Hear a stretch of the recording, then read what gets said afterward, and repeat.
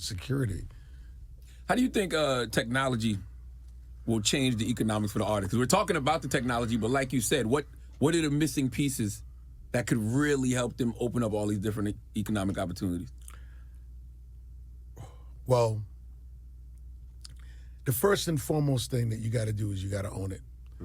Because all of the technology is going to be ways to, A, authenticate the ownership and then allow the owner to sell fractions of a song, allow the owner to sell duplicates of the song. That's what blockchain technology is all about. That's the most important factor, a breakthrough thing for intellectual property owners is blockchain, because it allows you to create a smart contract from the owner, and everything else is that replicates of it are clearly duplicates. So, for instance, if you have a photo on Instagram, like every other version of that photo on Instagram, those would be copies, and you would actually be the authenticated owner. Right now, no one knows who owns the photo. And whether you're a model, whether you're a visual artist, whether you're a recording artist, you want to maximize the value that you can have because you've owned something, because you wrote a joke, you took that photo, you are in that photo, you own that copyright.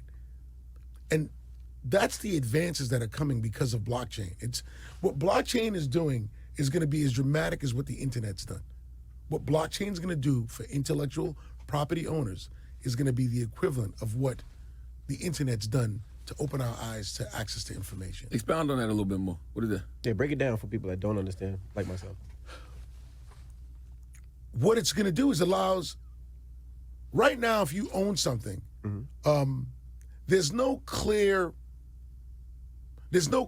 indicator of who owns it and how you could sell fractions of it. Own something digitally, or you just all own digital, anything. yes. Okay, And you can sell fractions of it. You just can't do it. It's like, this is the owner, and then I have to give the whole thing to you, and now you own it, right? Or you bought it from me, and now you have it physically.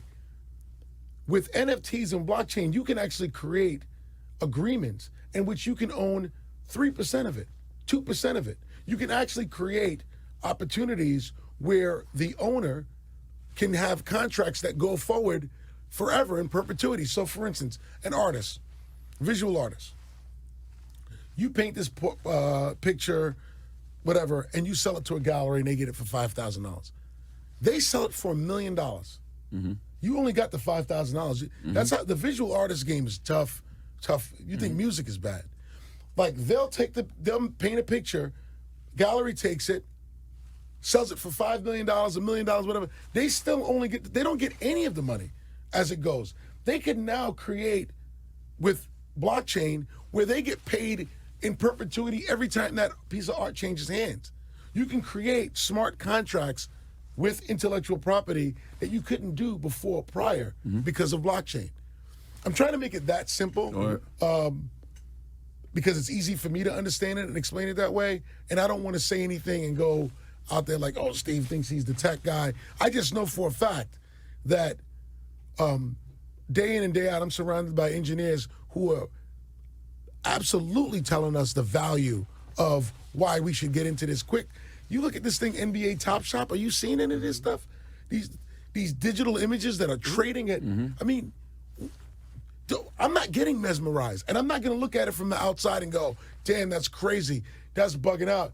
Oh, I'm not paying attention to that. That shit isn't. No, it does affect you. Ah, that's Bitcoin. No, you wish you bought Bitcoin. Fuck that. We got to, we have to. Technology can be of a very, very, serve a very deep purpose for us and create a lot of value for us if we embrace it and have people that explain it in an interface.